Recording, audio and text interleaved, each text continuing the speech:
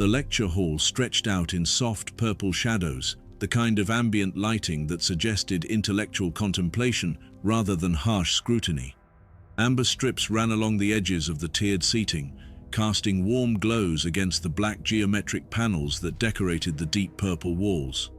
It was the sort of space designed to make students feel simultaneously important and slightly intimidated, which was probably the point. Instructor Syl'vara stood at her observation platform, her elegant form silhouetted against the ambient glow. Her royal blue skin caught the light beautifully, the darker blue patterns across her arms and face looking almost like deliberate artwork. The organic head fins that swept back from her skull in graceful crests gave her an air of natural authority, and her warm golden eyes scanned the display surface in front of her with the practiced efficiency of someone who had done this thousands of times before. She was reviewing the presentation roster, her long fingers moving across the purple-lit surface with casual precision. Her deep burgundy instructor uniform was immaculate, the tailored jacket falling to mid-thigh with structured shoulders that spoke of rank and responsibility. The high collar framed her elegant features perfectly, and the geometric emblem on her chest caught the amber light when she shifted her weight. Another cycle of student presentations, another rotation of comparative studies assignments. After decades of teaching interspecies, biology, and cultural analysis, Syl'vara had seen just about everything the galaxy had to offer. Or so she thought. Today's presenter was listed as Cole, the human exchange student. Assignment topic: Earth reptile species. She'd had human students before, of course. They were always interesting, if occasionally exhausting. This one had been polite in class, asked reasonable questions, seemed competent enough. His presentation would likely be straightforward. Humans tended to be enthusiastic about their homeworld's biodiversity. The main doors to the lecture hall slid open with a soft hiss, and Cole walked in carrying a large opaque container. It was sealed, temperature controlled by the look of the small indicator panel on its side, and roughly the size of a storage trunk. He maneuvered it with easy confidence, his athletic build making the task look effortless. Cole was handsome in that distinctly human way, with dark hair that fell in casual waves, strong features, and an easy smile that suggested he was perpetually unbothered by life's complications. He wore simple earth clothing, a dark charcoal Henley shirt that fit well across his shoulders, dark jeans, and comfortable brown boots. The outfit was so profoundly casual compared to the formal attire of most students that it almost made a statement. He set the container down on the central presentation platform with a dull thud, then looked up at Syl'vara's observation deck and waved. Actually waved, like they were old friends meeting for lunch. "Morning, Instructor Syl'vara," Cole called out cheerfully.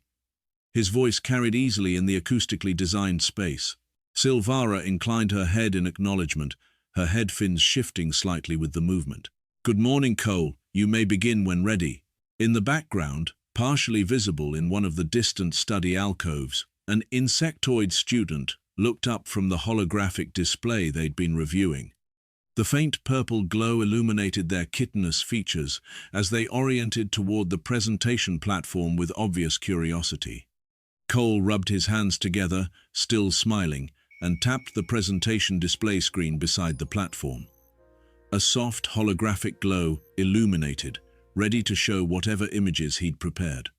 "All right, so for my assignment I chose to present a reptile species from Earth. Figured I'd go with something common, something that a lot of humans are familiar with. This is a ball python, also called a royal python depending on where you're from. Non-venomous constrictor, native to Central and Western Africa, and honestly one of the most popular reptile companions on Earth." Syl'vara made a note on her display. Standard opening, clear communication, so far completely routine. Cole moved to the container and began unsealing it, the latches clicking open one by one. They're called ball pythons because when they're stressed, they curl up into a tight ball with their head protected in the center. Defensive behavior, pretty harmless overall. The lid lifted. For a moment, nothing happened. Cole reached inside with both hands, completely casual, and when he lifted them back out, A snake's head emerged first, then more, and more. Captain uncoiled from the container in what seemed like an endless reveal of thick, muscular body covered in smooth scales. Brown and tan patterns created geometric designs across his back, and the amber light caught the natural sheen of his scales as he moved. He was massive, easily as thick around as Cole's forearm, and when Cole finally lifted the last of him clear, it became obvious that this creature was a solid 6 feet of pure reptilian muscle. No limbs, no legs, no arms, no visible means of locomotion except for the smooth, almost liquid way his body moved in Cole's grip. His head was elegantly tapered, with dark eyes that tracked movement and a tongue that flicked out to taste the air. Syl'vara's head fins twitched upward, just slightly. Her golden eyes fixed on the snake with the kind of attention usually reserved for reviewing complex data. She maintained her composed expression, but her posture shifted almost imperceptibly straighter. In the distant alcove, the insectoid student had stopped working entirely, their holographic display forgotten. Cole held Captain with practiced ease, supporting the snake's weight across both arms. And then something unexpected happened. Captain didn't just sit there passively. The moment he was fully free of the container, his head oriented toward Cole with unmistakable intent. The snake began moving, flowing across Cole's arms with purposeful direction. He wrapped around Cole's forearm, continued up to his bicep, then draped himself across Cole's shoulders like he'd done it 1,000 times before, which, based on Cole's complete lack of reaction, he probably had. Captain's thick body settled around Cole's neck and shoulders, his weight distributed comfortably. The snake's head came to rest near Cole's collarbone, and his forked tongue flicked out to taste the air near Cole's jaw. Cole laughed, a genuine sound of delight, and reached up to gently stroke the top of Captain's head with 2 fingers. He missed me. Syl'vara's carefully maintained academic neutrality cracked, just for a moment. It experiences longing? The question came out more sharply than she'd intended. She softened her tone, but her head fins remained elevated, betraying her surprise. Cole looked up at her, still smiling, apparently not noticing her tension. "Oh, yeah, absolutely. Captain's been in temperature-controlled storage for the past few months while I've been here at the academy. Snakes have pretty good spatial memory and scent recognition. He remembers me." As if to prove the point, Captain shifted his position slightly, adjusting his coils to settle more comfortably. The snake's body moved in smooth waves, muscle contracting and relaxing with alien grace. His head pressed gently against the side of Cole's neck, tongue flicking lazily. Cole absently petted the snake's scales while he continued talking, his hand moving with the unconscious familiarity of long habit. Captain leaned into the touch, his body relaxing further. Syl'vara's fingers tightened almost imperceptibly on the railing of her observation platform. Her head fins had risen another inch, the elegant crests catching the purple ambient light. She was watching the interaction with an intensity that would have alarmed Cole if he'd been paying attention to her instead of his presentation. "So, ball pythons," Cole continued, gesturing with one hand while Captain draped across him like a living scarf. "They're constrictors, which means they're non-venomous. They kill prey by wrapping around it and suffocating it before consumption. Pretty standard for pythons." He tapped the presentation display, and a holographic image appeared showing the skeletal structure of a python. One of the interesting things about snakes in general is the lack of limbs. Complete evolutionary adaptation for their hunting style. They move through a combination of muscle contractions and specialized scales on their belly that grip surfaces. Syl'vara forced herself to take notes, but her golden eyes kept drifting from the holographic display to the living example currently wrapped around her student. "Want to see how he moves?" Cole asked brightly. Before she could formulate a response that might discourage this idea, Cole was already carefully unwrapping Captain from his shoulders. He supported the snake's weight with both hands, then gently set him down on the presentation platform floor.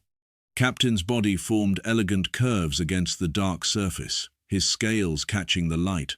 For a moment he stayed still, tongue flicking rapidly as he assessed his surroundings. Then he began to move. It was hypnotic and deeply unsettling at the same time. Captain's body formed smooth sine waves, each muscle contraction flowing seamlessly into the next.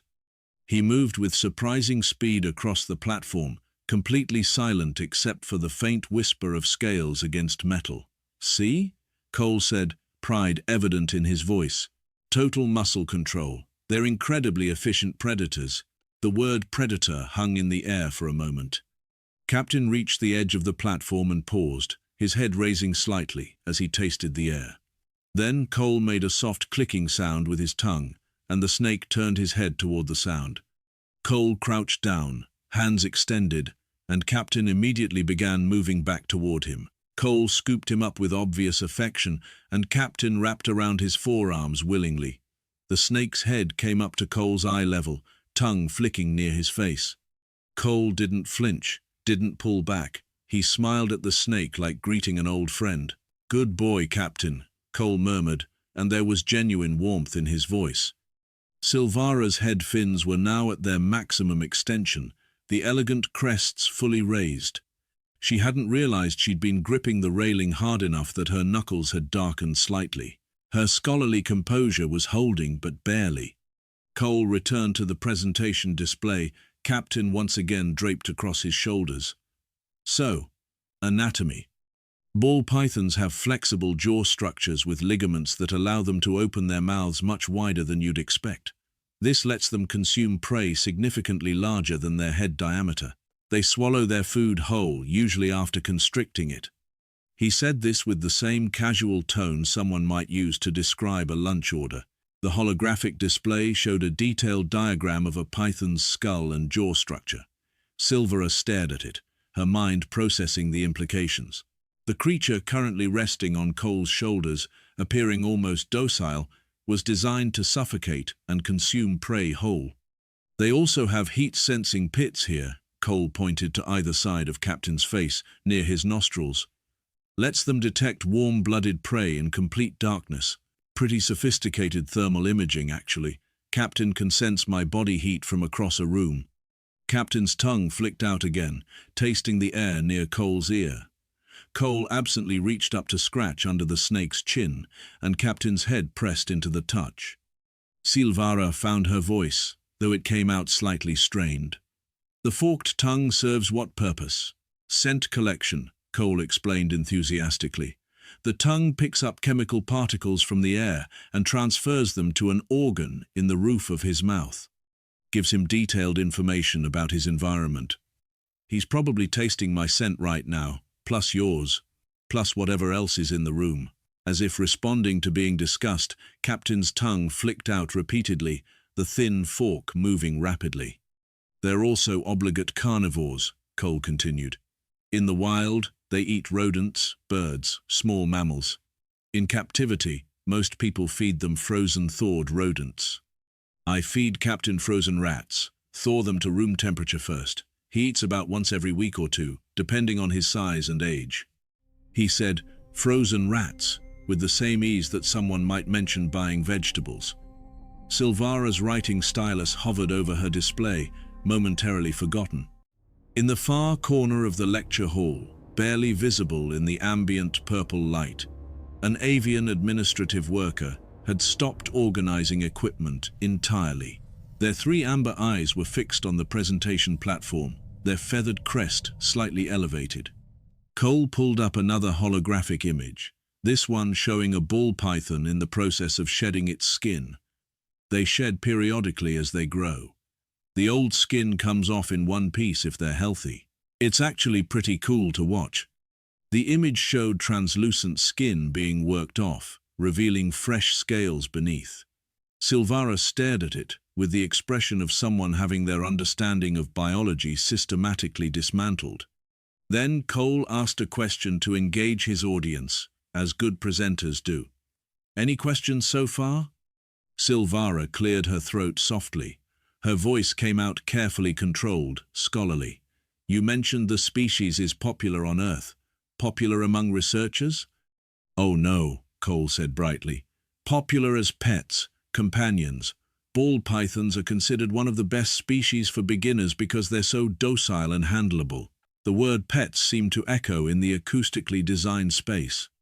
Before Syl'vara could fully process that statement, she asked her next question, which she would later realize was a mistake.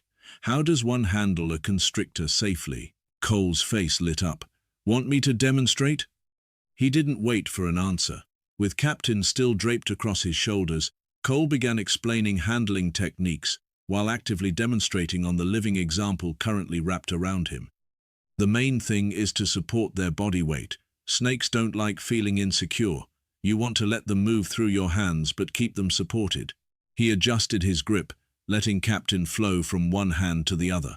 The snake moved willingly, clearly comfortable. You also want to be aware of their head and respect their space, but Captain's super chill. We've been together long enough that he trusts me completely. Cole lifted Captain to show his scale patterns more clearly, bringing the snake's head level with his own face. They were inches apart, human and reptile, eye to eye. Captain's tongue flicked out, nearly touching Cole's nose. Cole grinned. He's curious, probably checking if I've eaten anything interesting. Syl'vara's golden eyes had gone very wide. Her head fins quivered slightly, held at maximum extension. Every instinct in her body was screaming that she was watching someone hold a predator inches from their most vulnerable areas, and that person was smiling about it. But she was a professional. She'd taught for decades. She could maintain her composure. You mentioned, Syl'vara said carefully, her voice admirably steady, that you have been together. For how long has this relationship existed? Cole set Captain back on the platform floor to demonstrate something else, then paused, doing quick mental math. Let's see, I got him when I was 12, so that's about 15 years now. The lecture hall was very quiet for a moment. Syl'vara's stylus slipped from her fingers and clattered against the railing of her observation platform. She didn't notice. Her head fins had gone completely rigid, and her golden eyes were fixed on Cole with an expression that suggested she was rapidly re-evaluating every assumption she'd ever made about humans. 15 years, she repeated, her voice carefully neutral. Yeah, Cole said, completely missing the undertone. He was watching Captain explore the platform, ready to scoop him up if the snake got too close to the edge. I got him as a hatchling. He was only about 8 inches long then, tiny little thing. Captain, hearing Cole's voice, turned his head toward him and began moving in his direction. Cole crouched down, and the snake flowed up his extended arm like it was the most natural thing in the galaxy. I raised him from a baby, Cole continued, his voice taking on the warm tone of someone discussing a cherished memory. My parents helped at first, teaching me proper care and handling, but Captain's been my responsibility since the beginning. Good way to learn about commitment and caregiving, actually. Syl'vara's hands were gripping the railing again. Her knuckles had gone darker. Her scholarly composure was cracking in ways she hadn't experienced in decades. Your parents, she said, and her voice had an edge to it now that she couldn't quite suppress, permitted you to raise a predator from infancy starting at age 12? Cole looked up at her, and for the first time seemed to notice that something might be off, but he misread it as academic interest rather than suppressed horror. Oh yeah, he said enthusiastically. My dad actually encouraged it. He's really into reptiles, has a few snakes of his own, figured it would be good for me. And he was right. Captain's been an amazing companion. Captain had wrapped himself around Cole's arm and was working his way up to Cole's shoulders again, clearly having decided that was his preferred location. Cole adjusted his position to make it easier for the snake, his movements automatic and practiced. My whole family's into reptiles actually, Cole continued. My sister has a ball python too, though hers is more shy than Captain. My dad has a couple different species. My mom's more into other reptiles. She's got my gecko and my tarantula back home while I'm here. The words my tarantula landed in the space between them like a physical object.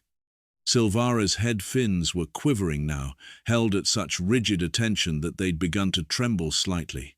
Her golden eyes had gone very wide, and her breathing had changed, though she was trying to control it. Your entire family, she said, and each word was precisely enunciated, maintains predatory companions? I mean, yeah, Cole said, tilting his head slightly. Captain's weight shifted with the movement, and Cole absently steadied him. It's pretty common on Earth. Lots of people keep reptiles as pets. There are whole communities, reptile shows, breeding programs. It's a big hobby. He pulled up another holographic image, and this one made Syl'vara's breath catch in her throat. It was a photograph, clearly taken on Earth years ago. A young Cole, maybe 12 years old, grinning at the camera with a tiny snake coiled in his cupped palms. The snake was barely longer than his hands, a miniature version of the massive creature currently draped across adult Cole's shoulders. That's Captain as a hatchling, Cole said fondly. Look how small he was. He swiped through several more images, a progression over years. Captain growing, Cole growing alongside him, adolescent snake, teenage human. The bond visible in every image, the ease and trust obvious, even in still photographs. He's been with me through everything, Cole said quietly. School, moving, coming here to the academy. He's family. The word family seemed to hang in the purple-lit air. Syl'vara realized she'd stopped breathing normally. Her head fins were at maximum extension, quivering with tension. Her golden eyes were wider than they'd been in years. And despite decades of professional training, despite thousands of presentations, despite her carefully cultivated scholarly neutrality, she found herself utterly, completely out of her depth. Because Cole wasn't unusual. Cole wasn't an outlier or an exception. Cole was normal. This was Earth normal. This was human normal. And that realization was somehow more unsettling than anything else. Syl'vara took a moment to compose herself, her fingers resting against the cool metal of the observation platform railing. The purple ambient light cast soft shadows across her face, and her head fins slowly lowered from their rigid extension, though they didn't fully relax. Her golden eyes tracked Captain as the snake settled more comfortably around Cole's shoulders. Cole seemed to interpret her silence as contemplation rather than existential crisis.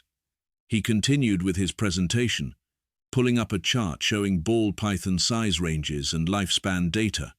So Captain's about average size for a male.